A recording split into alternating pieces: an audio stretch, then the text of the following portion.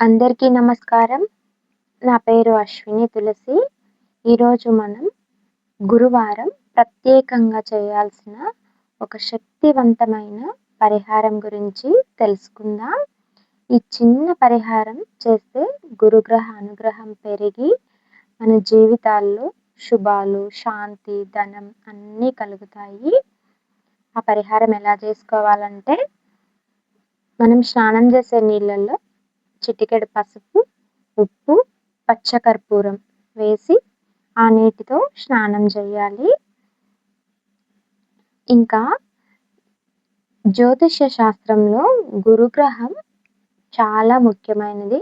గురుబలం ఉంటే విద్యలో విజయం, మంచి ఉద్యోగం, వివాహం, ఎలాంటి ఆటంకాలు లేకుండా వివాహం, కుటుంబంలో ఆనందంగా అన్నీ శుభంగా ఉంటాయి.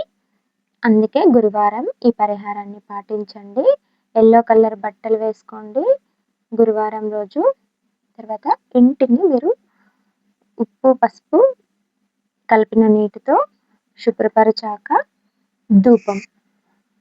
ఈ ధూపంలో కర్పూరం, యాలకులు, లవంగం, ఇంకా ఇది పాండవ వనవాసం ఆకు అని దొరుకుతుంది. వీటిని వేసి ఇండ్లంతా ధూపం చూపించండి. ఇది చాలా ఈ పరిహారం చాలా శక్తివంతంగా పనిచేస్తుంది. మన ఇంట్లో ఉన్న నెగటివ్ ఎనర్జీని దూరం చేసి పాజిటివ్ వైబ్ని క్రియేట్ చేస్తుంది. కనుక ఈ చిన్న పరిహారాన్ని మర్చిపోకుండా ఇల్లు తుడిచిన వెంటనే ధూపం వేయండి. తర్వాత రాగి చెంబులో నీళ్లు తీసుకొని సూర్యునికి అర్ఘ్యం ఇవ్వడం ప్రతిరోజు చేస్తాను. ఈరోజు కూడా చేశాను.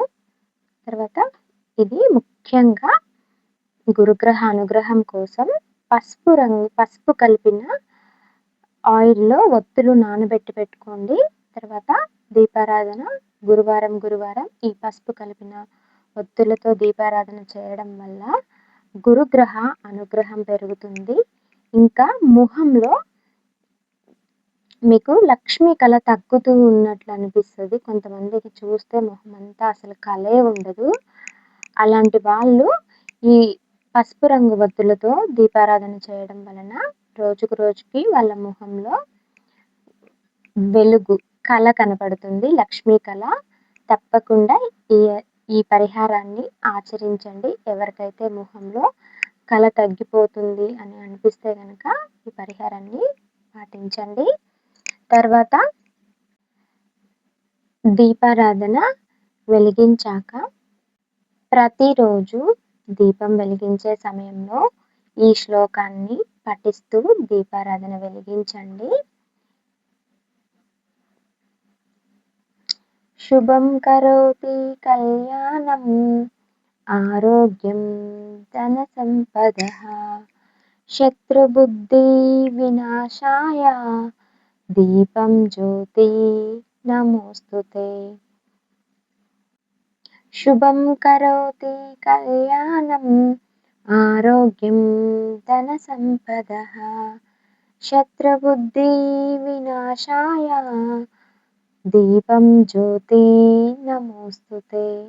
ఈ మంత్రాన్ని పఠిస్తూ దీపం వెలిగించాక పసుపు రంగు అక్షింతలు దీపానికి సమర్పించి, మీ దగ్గర ఉంటే కనుక పసుపు రంగు పుష్పాలతో పూజించి శనగలు కానీ బెల్లం కానీ నైవేద్యంగా పెట్టండి.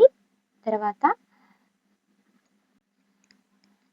గురుపాదుక స్తోత్రం అని మనకు ఇలా లలిత సహస్రనామాల బుక్లో ఉంటుంది.